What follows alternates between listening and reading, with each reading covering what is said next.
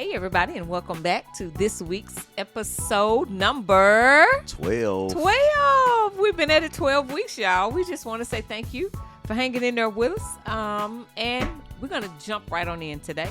And we will be continuing on our topic of Why doesn't my wife respect me? why doesn't my wife I respect think we me? can go a couple of weeks on this, a couple of more weeks. This is good.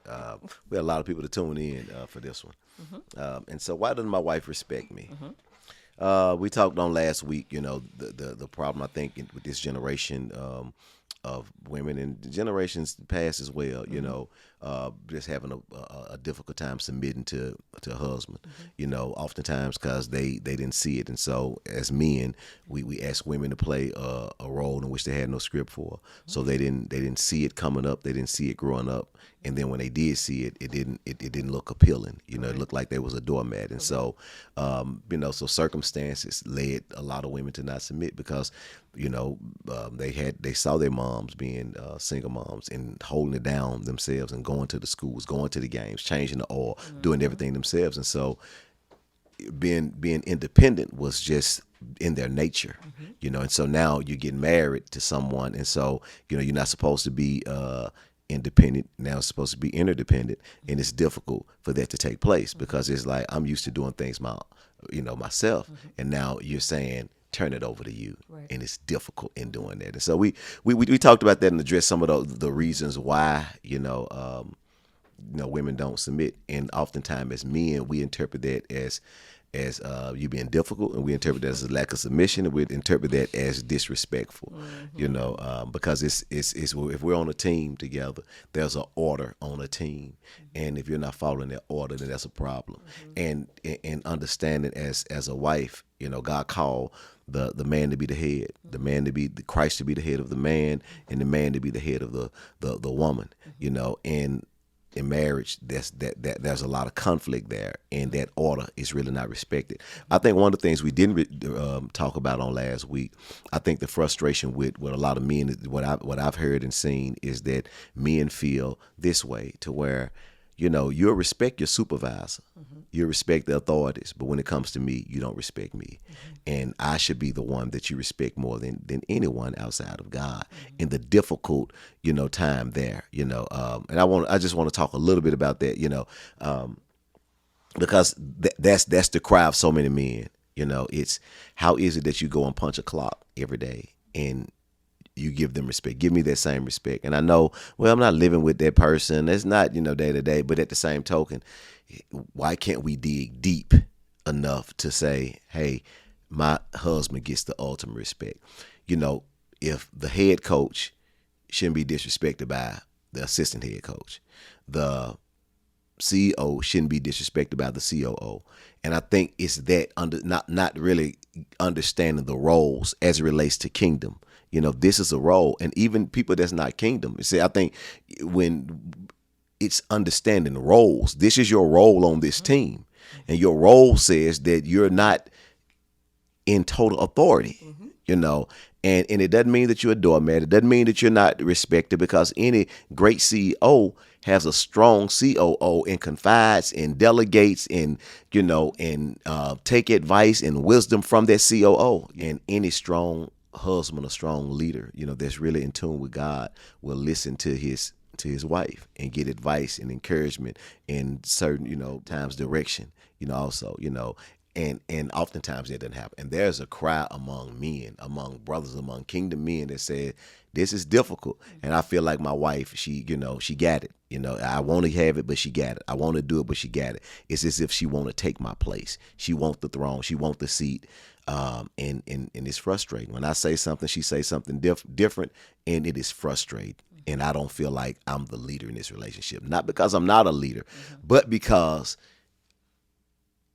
I don't want to keep fighting with her. And rather than consistently fight with her, I'll just let her have her way. I do agree that there is this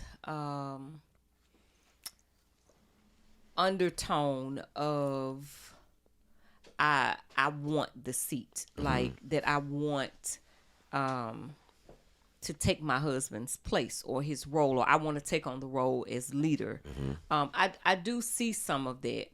But I think it's coming from some different places. I think it is coming from a lot of us grew up in homes where we were raised by single mothers. I myself. Because of that, what we saw was women who held it down well, but they held it down and there were no men present. So that conditions your mind to also believe that, one, you can do it too. And then, and because you're living out this belief that you can do it too, you're really not making room for somebody else to be in your life. You're not, we as little girls start off, we play with Barbie dolls. We play house. We're a wife. We marry, we get married. You get your Barbie doll. She's married to Ken. You dream about being married one day, but you never really process and think about what that entails. You just think about this beautiful wedding and you think about marriage being played out, how you see marriage played out, or how you envision marriage playing out, which is based off of what you've seen. Yeah. And that is not always the healthiest. It's not very likely it's not God's way. And so all of that plays in too. So we go down the aisle, we say I do, and now we're faced with I am now a Mrs. and now I have a set of expectations that if you did not do your due diligence and have conversations before marriage and go through marriage counseling with a kingdom couple or at a kingdom organization, then you're in for a rude awakening, because it is very likely that you have these unrealistic expectations, and both of you are coming to the table with expectations that neither of you have really talked about and worked through. Are our expectations in alignment with what God's expectation is for marriage? And everybody comes to the table, I think, with something different. And I am of the belief that I don't want, and I believe that there are kingdom women out there who do feel this, that I don't want my husband's role. I don't want that. I don't want your seat. I don't want the throne. I don't want that, because there is a weight that comes with that role. Everybody, if you're working in entry level, and oftentimes you'll hear those are the ones that are sometimes griping and complaining about decisions that those in upper management. I'm not talking about if you got a poor leader. I'm talking about if you have a good leader who is doing their very best to lead something well, to lead an entity or an organization well. Sometimes you will find that there are those who don't understand the decisions that have to be made by the leader or by the president or whatever. And that's because when you're in a different seat, that carries a different weight. Yeah. And sometimes some of that conflict in the roles comes with, sometimes we don't fully understand, according to the word of God, we don't understand the weight that comes with that seat. We don't understand that God holds the man responsible for certain things. He holds him responsible for me, for our family. It is his responsibility to take care of our family. And that's a heavy weight. Spiritually, financially, emotionally, that's a lot of weight to carry. And that's a part of the reason why I don't want that. I don't want that responsibility. I don't, and we don't really think about what all that entails. And so sometimes that's why we're so quick to grab it sometimes, because I haven't thought about all of the weight. I just know that I want things to go a certain way. And because I want them to go a certain way, I want to influence the decisions that are being made, not fully understanding that the ultimate responsibility of that decision, whether good or bad, doesn't fall on me. It falls on you. And I think if we really, really sat in it for a minute, kingdom women, if we really sat in it and really sought to understand that, then that would encourage some of us, let me step back, because that weight is not on me. If a poor decision happens, if your husband makes a poor decision, if he makes it on his own, that's one thing. But if he makes it because you stepped in and you made the ultimate decision and kind of pushed him out the way, God doesn't say, well, the one who had the most influence in this is the one I'm going to hold accountable. Yeah. No, the one who's going to be held accountable is the one who should have made that decision. Yes. And so, I think the encouragement can come to kingdom women who, if you have a kingdom man, really think about it will be so much easier for you to encourage him in a decision, or to really understand why he's making a decision a certain way. Sometimes it's just we just don't understand why you're making a decision a certain way. And yes, we always think that our ideas are better. We always think, that we could have easily ABC'd that thing. But again, the responsibility isn't on me. So sometimes, even if I want to say something or I want to jump in and like, no, it's like, I'm not going to be here responsible for it. So if it's something that's going to be to our detriment or something that's going to, affect us in a negative way, then there is a way that I can communicate it to you. But that's the part that we haven't learned to do. We haven't had a lot of practice in when we feel the need to jump in. Instead of jumping in and taking over, we have not learned how to communicate in such a way to where I can use the influence that God has given me to influence you to make certain decisions. We didn't learn that intermediateness of much of anything. We just went from, I don't want A and B to happen, so I'm going to jump in and I'm going to I'm going to make I'm going to make the decision. And I'll deal with you on the back end. Come on, girl. Or I'm just going to keep pressing you and pushing you to make the decision. And both of those are bad. See, I think you gotta stay there for a minute, because I think that's where it is. Okay. It's and you stay there, and I want you to talk a little about that influence, because you sort of sped through that. Okay. Don't speed through that, because that word is the word that changes things. And so many women lack influence, because this is where me and it's you're pressing me, and now I feel pressured to make a decision, and it's not good, because I feel like you're nagging, you're pressing me, or I feel extremely frustrated when you feel that I'm not making a decision in the fashion in which you think I should make it. Right. So you make that decision for us, and that's frustrating as well. But the thing to do is influence the husband. And I think that's a lost art. Absolutely. That a lot of kingdom women don't understand, because they feel, I just got to press, I got to do it, I got to make it happen, I got to get him to do it, opposed to saying, how can I influence my husband? Speak to that, sister. So influence requires some levels of intentionality. If I want to take control of something, I don't necessarily have to be intentional. I just have to do it. Yes. And as women, especially those of us who are independent, we don't struggle with initiative. We don't struggle with making things happen. Come on. That's not an area of weakness for us. We can literally make anything happen. Come on, girl.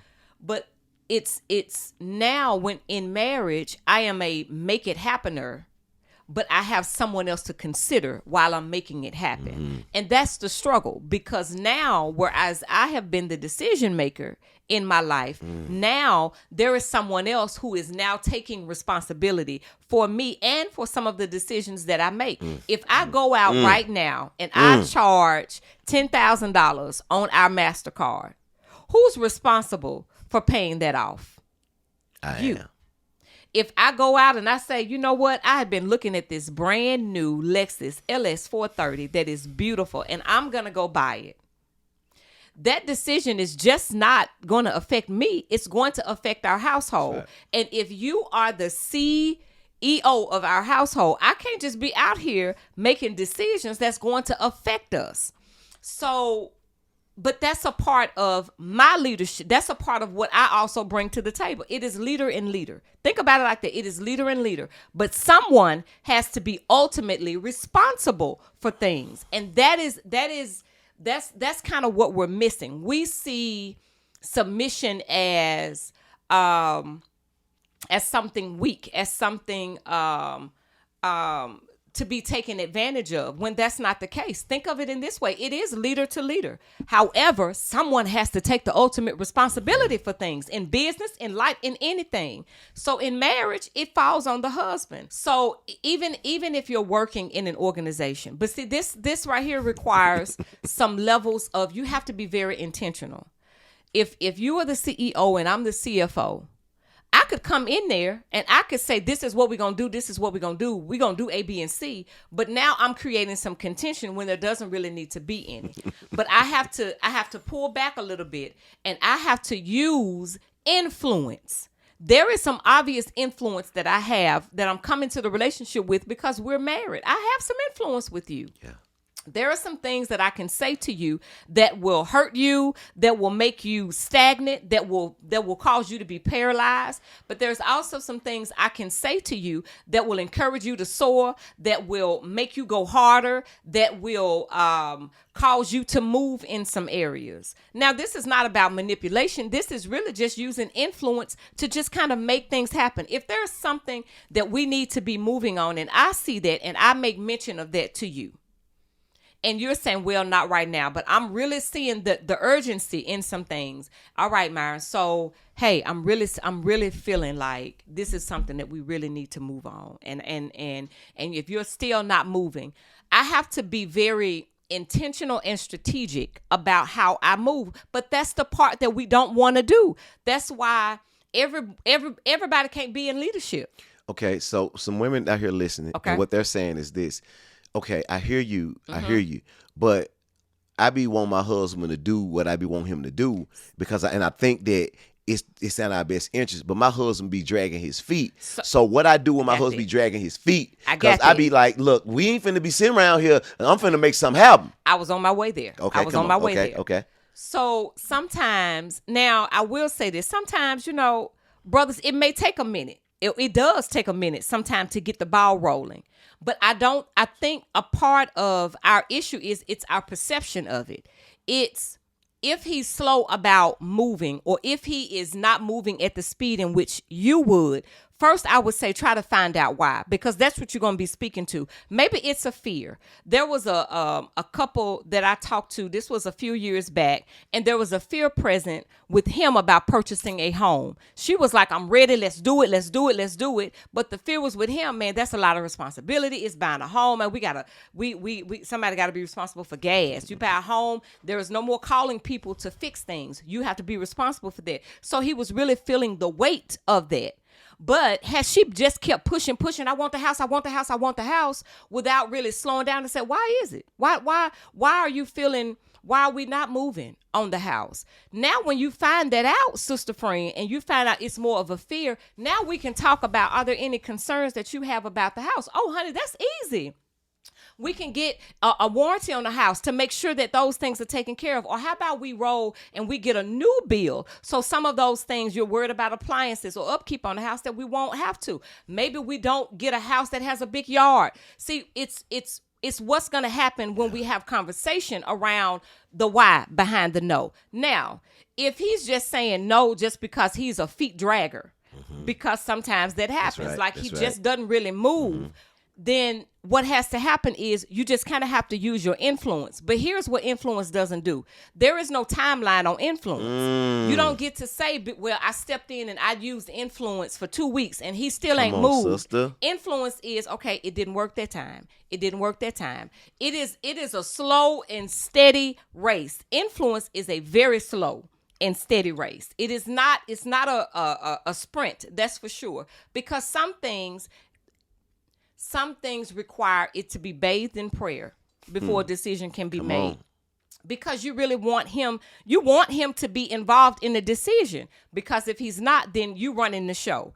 And so many people I have seen and witnessed, you encouraged your man to step out and move, and now he's swimming in either a sea of debt or a sea of confusion or a sea of doubt or lack of confidence because you pushed him out there, but now he doesn't know how he's going to keep up with what it is that you pushed him out there to do because the timing is wrong. The timing is off. Sometimes you both, just because you have a desire to do something doesn't necessarily mean that there's something that needs to be worked on at that moment. But that's where communication comes in and it really does come down to outside of the communication. And even when you're going to him, and I'm talking to kingdom women, like, pray. Talk to God about that thing, because sometimes we want things and the timing may be wrong. And sometimes it's just, no, we don't, not that the timing is wrong. It's not for you to have at this moment. It's not, it's a no. That's a no. That's a no. That's a no. But sometimes we see other people with things, or we look around, and be it social media or within our families or within our friends, and we see things happening for them that we want to happen for us. when hey, maybe that's not the case. Run your own race. Yeah. Run your own race. And I think you said something when you talked about, see, ladies, listen, when this is a key that you have to put in your arsenal. Like, you got to put this is one of the most important keys, influence, to where let me not try and control him. Yes. Because it's almost like y'all can sense it. You can sense when control is at play because we get so dogmatic on what it is that we want, not really thinking about the why we want it. And sometimes we'll get so locked into it that I'm unbending, I'm unyielding. And so now I'm just going to push it and force my way. But there really is there is an effect to that cause. Yes. There is a consequence to pay for that. So, because when we feel pushed, when we feel pressured, we feel some kind of way about that. When we feel that, you constantly saying the same thing, you constantly hounding me about the same thing, we feel some kind of way. Or when we feel that we're being controlled or trying to be controlled or manipulated, or, it's hey, chill out, get off my back. Like, I'm gonna make this decision. So it's influence. Let's do what influence is: the capacity to have an effect on the character, development, and behavior of something or someone, or the effect itself.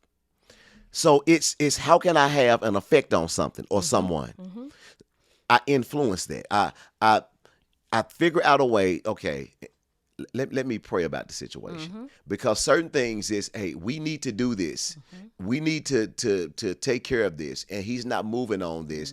And if we don't move on this, then this is going to happen. And if this happens, then this is going to happen. This is not going to be good. But my husband is not moving on this, because that's what some women are saying. Like, ladies, I hear you, Lady T. I hear what you're saying, but my dude different. That man don't move. And if I don't pay the utility bill, we're gonna be sitting up here in the dark. If I don't remind him to pay it, then the car then they're gonna repossess the car. Or we're gonna have a late fee, $100 late fee that we didn't have to have, and he keep putting us in this predicament. So what I do is I make some moves to keep us from being in that predicament. And ladies, this is my encouragement to you. Sometimes you gotta let them repossess the car. Ouch. Sometimes you gotta allow them to cut the light off, because bottom line, he's the man. And I know you ain't used to the light being cut off. Okay. You ain't used to living like this. But sometimes, because he's your man and he's your leader, you have to let him know that you make that final call. But you don't go behind his back and finagling something. And I'm gonna go and do this, and I'm gonna call the man and ask the man for an extension. Because when your husband find out that you called the man and asked for an extension, he's gonna feel some kind of way, because you asked him to call and ask for an extension, even though he didn't do it. It is not your place to do it in his stead. And hold on, I want to just sit for a minute. Let's sit in it. It is not your place to do it in his stead. You don't do it. When you do that, okay. So he said he was gonna go up to the school. He ain't going. So he said he gonna do it. He's not doing it. Whenever you do that, you emasculate your husband. He feels like he's not a man. He feels like he's not respected. I get you, like I get you. I understand. Like, well, what am I supposed to do? You influence him. And let me say this about influence. Because it takes patience, it takes wisdom, it takes prayer. It does. Because now I gotta find a way. Because see, ladies, you know how to reach your man, you know how to get to your man. But sometimes you're so impulsive and so controlling and so anxious and antsy that you don't want to sit down somewhere and think and pray through and slow down and realize, how can I really get him to move? Because remember, you are a wise woman, and a wise woman wins her house. So let me pray, and let me know what move him, and let me rub his head or rub his shoulders, because he like that. And maybe I'm gonna be a little nice, and I'm gonna cook this dinner for him. I'm not manipulating, I'm influencing him, because I really need him to move. And then I'm gonna get him at the right time, not when the game on, not when his favorite show is on, but when at the right. Baby, I know we talked about this like for a week or two now, but listen. So what can we do?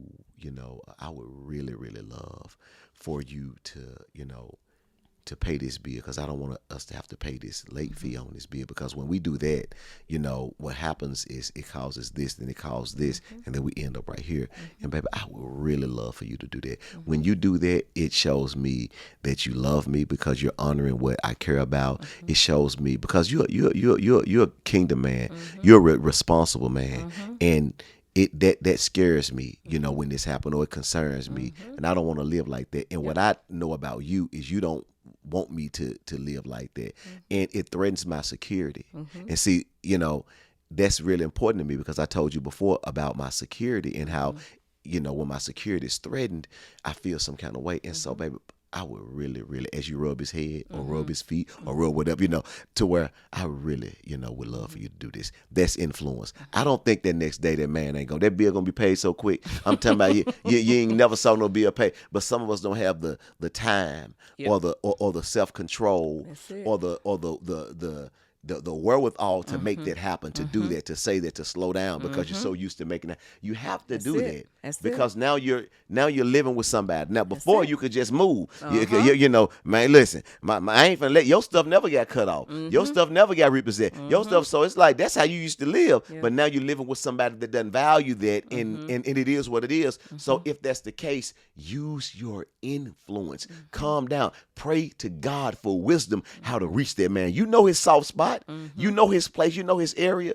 And it's going to take a lot of work. It's going to take a lot of energy. But when you do it, he will jump over the moon for you. And sometimes if there is, let's just say in this instance, if he has had some difficulty paying the bills or getting them paid on time, sometimes the wisdom means you're not necessarily addressing it with him. It's create a system to where the bills are never late. That's right. Set them up online. Set the payment online. However you need to do it. Sometimes the wisdom is not necessarily something I need to tell him. It's let me put something in place so that he can win. Yes. So that we can win. Because when he wins, I win. And when I win, he wins. Yes. And our family wins. So it's taking this But even in that, I think you have to put it in place. It's using wisdom in that. Yes. It's because you can't just come and say, "Look, I done put together this system in place, and so we can pay the bills online." No, now. Wisdom says no. You're gonna do it. You're gonna treat it the same way. If this kingdom man is willing and he's just kind of he dropping the ball, like it's not his intention. He don't want to be sitting up in the dark. No, he don't want stuff to be missing or paying late fees. Sometimes people just kingdom, but they disorganized. That's right. And if the brother is disorganized and and you all are having a conversation and you've done all of that, you've tilled the ground. What you were talking about earlier, the rubbing of the head, the making sure that the timing, you've tilled the ground to have that conversation. Like, hey, baby, do you think would it help if we can pay some of this stuff online anyway? Almost as if you're treating it as if it's a big deal, but it's no big deal. You're not coming across as if I'm telling you what to do. I'm offering this as a suggestion, but that's you have to be. It's wisdom, and wisdom comes from the Lord. So it is really operating it. Maybe now is not the time to talk about the setting up a bill pay or whatever online. But if that moment and that opportunity is there for that, then hey, let me go ahead and let me set something up so that we're not in that position. And we're not continuously in that position. That's good. That's good. It's really it's what we do for our children. We teach our children structure and try to get them on some type of system. Why? So we set them up for success in some way, somehow. So it's the same in our marriage. You have to do things to set me up for success. If there is a area of weakness, I hate getting gas. I hate cleaning out my car. If the goal is for me to ride in a clean, filled up car, then there's a system in place. All right, when you get half when the car gets half full, let me know. Granted, I never do, but the system is in place for us to do that. So you come in and let me know when it gets to a certain place so I can go and fill it up. Or if I don't do it, all right, I'm gonna go and take your car and I'm gonna go. But that's so that we both win. I'm not out here trying to get gas by myself at night. Or I'm out here getting gas at the gas station in today's time anyway. So you have to do what works, and you have to do what will allow both of you to win. And I think coming into it like that, we have to be careful and mindful that we're not stepping on each other's toes and hurting each other's feelings in some things. But if brothers, that you are the one that's dropping the ball and you do be open. Be open to some help. Like it. Be open to her setting up the bill pay so that nothing is late, so that we can win and we don't have to. We can take that $35 or that $40 late fee or those return check fees or those bouncing fees, and you can take me out to lunch or take me out to dinner. So I just think there's ways to win if you want to win. Yeah. If you want to win, it's just you have to. It's just not going to happen. Winning doesn't just happen. You have to you really do have to be strategic about going about it. Mm-hmm.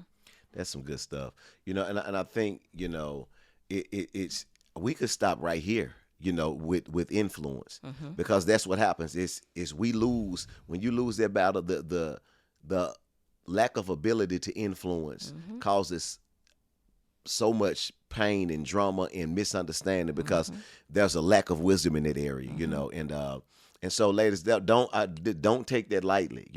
It's important to use your influence, to get things done and not do it your way. I've seen many of men, frustrated, and feeling like she's trying to run my life.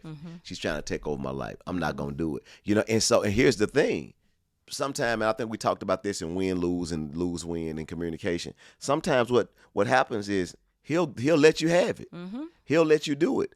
But what that creates, now you running everything. So now you don't have a strong man, and you feeling some kind of way when you really want him to stand up and you really want him to lead. You chipped away it. That's right, and it's he feel like you're gonna do what you want to do anyway. See something, and you're gonna make your decisions anyway. Ain't no sense you can even consulting with me. Ain't no sense you even bringing it to me. Ain't no sense you even because you're gonna do it. And so he gives you the whole.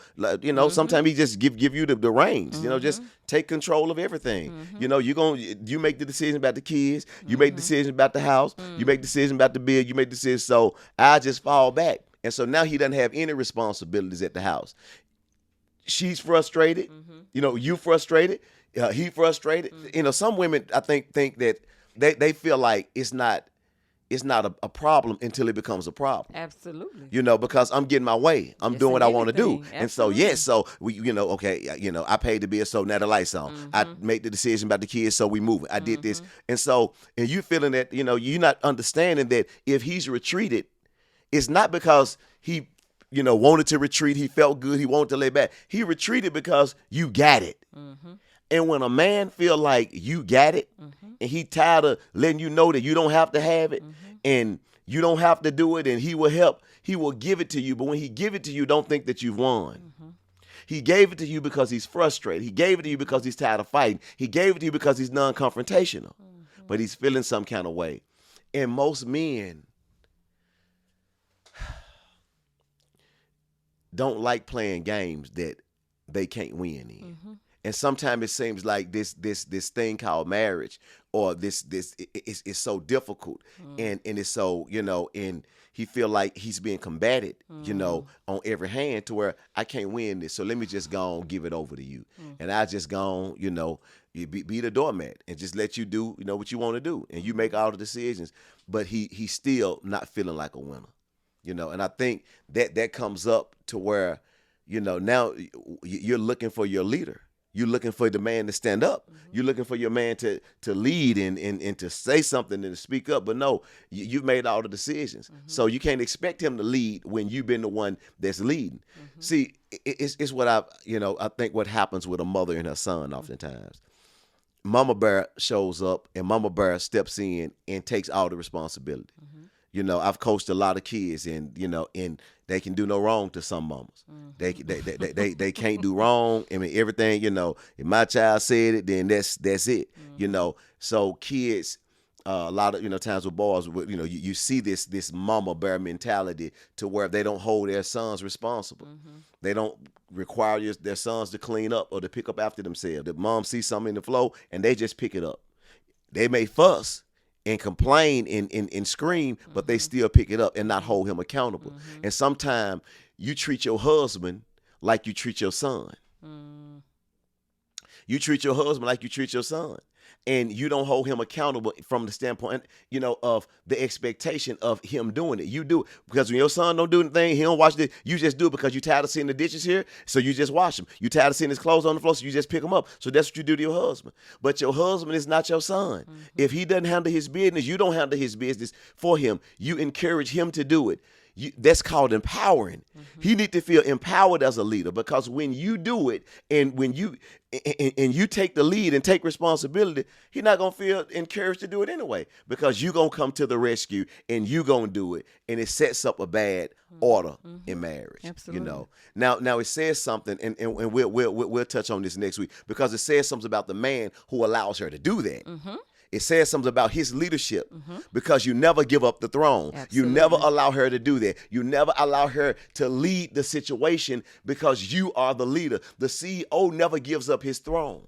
The CEO never abdicate his responsibilities and say, well, because the COO is so strong, I'm just going to let the COO run the company. Absolutely. The CEO never does Poor that. leadership. The king never does that. The leader never does that. When you do that, then you're no longer the leader. So we'll get into that, because I think that's the depth of it. And I wanted to really address, just from the standpoint of a woman in using your influence in the life of your marriage and for your husband. But I want to speak to the men. I think we don't have time today, but to speak to the men on next week, and how, maybe she's not respecting you because of A, B, C, and D. Amen. Maybe she's not respecting you because what you're doing is not respectable. Amen. Maybe she's not respecting you because she's seen something in you. She's seen a weakness in you. She's seen that you're willing to give up the throne. And we said this before. If you're willing to give up the throne, then you're not worthy to be on the throne. And so we'll talk about that, because those things are important. Amen. And some women feel that my man doesn't, he ain't the leader, so I'm gonna be the leader. And so that's never the case. We want to get to a win-win situation, to where we empower our husbands. You empower that man, you influence that man, you encourage that man, you cheer that man on to lead. Speak it, see it, touch him, rub him, influence it. Call it out of him. Call the leader out of him. Call the strong man of God out of him. Call the provider out of him. Call the responsible man out of him. Call it. Speak it until he becomes what you speak. See it until he becomes what you see. You got to let him know, I see this in you. I see it in you. I believe God for you. You are a leader. You are a strong man. You are a king. You are, and I know you got us. So I'm just going to sit back and do it. So if you tell me what to do. I'm not, you say you're going to call the man, you didn't call the man. Because if he's a real man, he'll feel some kind of way when them lights go off. He'll feel some kind of way if things don't get done, if he's a real man. You understand what I'm saying? And so sometimes you just got to sit and tough it out with him until he becomes that man. Yes. And so when he know that you got confidence in him, when he know that you got trust in him and belief in him, he going to step up to the plate and begin to be what you see and to be what you speak. Amen. Amen. Amen. Listen, that's it right now, but this stuff is really good. I want you to take this and utilize this. Ladies, utilize this, because sometimes, ask your man this, ask your husband and say, do you feel like I respect you to the utmost? Good question.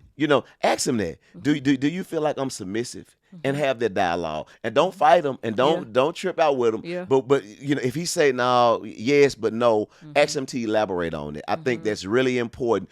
So you all can have this conversation. My wife asked me a question a couple of years ago, and she said she was getting ready to minister at church. You remember that? And you said, "Do you think I'm submissive?" I said, if I got up in front of the congregation and said that you're submissive, I wouldn't be lying. But if I got up in front of the congregation and I said that you're not submissive, I wouldn't be lying. And that's when we begin to work on this process, because I began to open up to her what I deemed as unsubmissive. And I said to her, you borderline disrespectful. And that I never would have said that. Yes. I never in a million years would have said that those things that he identified. was disrespectful. Yes. Like, wow. Yeah. Yes, and begin to begin to work on those things, because I don't want to be associated with that. Yes, and so it's having those conversations, and it's important to have those conversations, and not fight him for feeling the way that he say that he feel, because sometimes you fight him. How that's disrespectful. I don't think I did. Was told you. Now you asked the man to express himself. The man started expressing himself, and now you going off because he expressing himself. Yeah. Let the man talk. Yeah. If he deems it as disrespectful, then you own that and say, okay, I see how you can see that, and I'm gonna work on that. Or even if you don't see it, work on it. Work on it. Stop having an answer for how he feeling. Stop feeling some kind of way because he feels some kind of way. Right. Y'all didn't hear that. Yeah. Stop feeling some kind of way because your husband feels some kind of way about something that you did. When he feels some kind of way, listen to him, own it, and do something about it. Let me say it for the people in the back. If your husband feels some kind of way and he opens up to you and express that, be quiet, listen to him, own it, and fix it. Yep. Yeah. That'll bless him. That'll bless you. Amen. That'll bless your marriage. Listen, be sure to tune in with us next week to hear the conclusion of the matter. Listen, ladies, I know we talked a lot about your husband not feeling respected, but we're going to talk and go deeper into why you may not be respecting him, and this is going to be good. Amen. You may ask your husband to tune in Amen. next week for this one, because it's going to bless his entire life. Use your influence. Use your influence to get him to listen to the podcast on next week. I don't care. Send it to him at work. Encourage him. Say, baby, I would really love for us to go to lunch and just listen to it. Ain't gonna be but like 40 minutes. Just listen to this together. I believe it's really gonna bless us. When you do that, I just love to spend time with you. And if you can do that, I would really, really appreciate it. And later on tonight, I do what you want me to do. Influence the man. But it's gonna be really good on next week. So be sure to tune in. Amen. See you next week. Thank you for listening to the Still in Love podcast. We hope that you have enjoyed this episode and it has indeed blessed your life. If it has, we need you to do 3 things for us. 1, we want you to subscribe to this podcast on your favorite platform, so that way you can be notified when a new episode drops. Number 2, we want you to review it. Click on that 5-star and let us know how much you enjoyed it. We absolutely love feedback here at the Still in Love podcast, and this helps us to make sure that we are scratching where there's an itch. And number 3, we want you to share it with a friend or family member. Also, if you have a question, we'd love to hear it and even talk about it right here on the podcast. You can submit those questions at stillinlovepodcast.com. You can also connect with us on Facebook and Instagram at Innovation Church Memphis, and on TikTok at We Are Innovation. Until next time, peace. Don't just start in love, but stay in love. Thanks for tuning in to Still in Love podcast. God bless.